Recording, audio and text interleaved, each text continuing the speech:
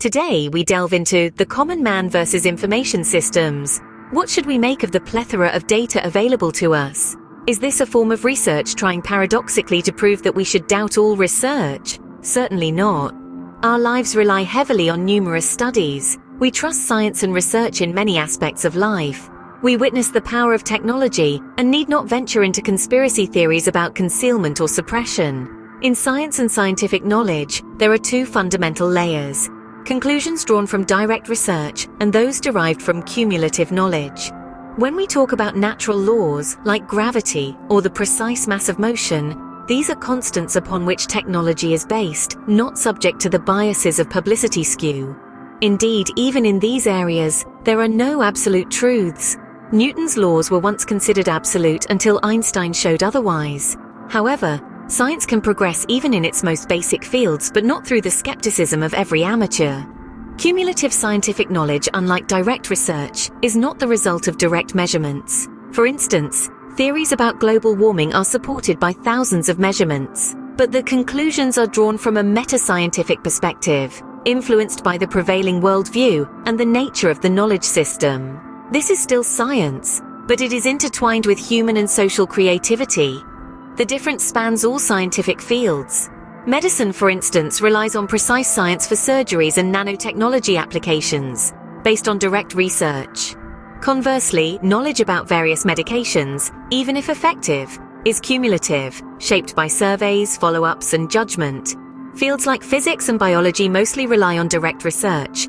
The expansion of these fields to infer about the distant past or future involves cumulative knowledge, blending with evaluations and societal trust. How should we approach this vast amount of knowledge? If we don't want to drown in data, selecting studies that fit our narrative, we need to isolate questions relevant to us. The validity of millions of specific studies isn't truly relevant for us. We should understand the processes behind the creation of science and information, differentiating between data collection for navigation and decision-making, and drawing conclusions beyond the data. Attempts to bring science to the forefront of human consciousness, the essence of life and the cosmos, are sociocultural endeavors, not direct research.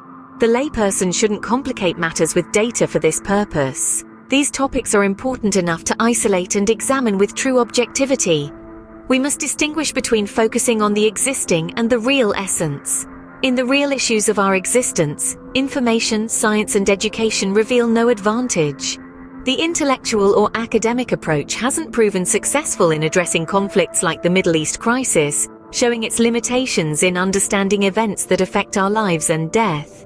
In 2010, Professor Passig, a futurologist, published 2048, predicting significant geopolitical changes that did not come to pass, highlighting our inability to predict the future accurately. The debate over global warming, the unpredictable nature of economic forecasts, and the human element in scientific endeavors show that science is a human creation, not pure data. The only field where research aligns with reality is technology. As research explores other directions, it increasingly reflects worldview and perspective. This doesn't invalidate research in fields like geology, but acknowledges the room for worldview and foundational assumptions in even the most factual domains. This episode isn't suggesting that research is a conspiracy or inherently flawed, but emphasizes its human, societal, and cultural aspects. It's not a pure wall of data, but a human creation with its processes and perceptions. Jewish studies sometimes portray research as divine and its conclusions as absolute, contrasting with religion's human nature. This perspective is a worldview, not more. Jewish studies operate from the assumption that the scientific method grants researchers superior understanding over traditional religious texts and interpretations, an unchallenged foundation of Jewish science, critiquing texts through a narrow lens. In discussing faith in the age of knowledge, we must differentiate between vast amounts of data and true knowledge about the nature of reality and the divine. There's a vast amount of material, but how much truly contributes to knowledge, providing something real? We should not be overwhelmed by massive amounts of data. It's crucial to isolate the minor portion that touches on the real thing, related to human soul, life on earth, and the history of Torah, subjects open to examination. The freedom of the common man.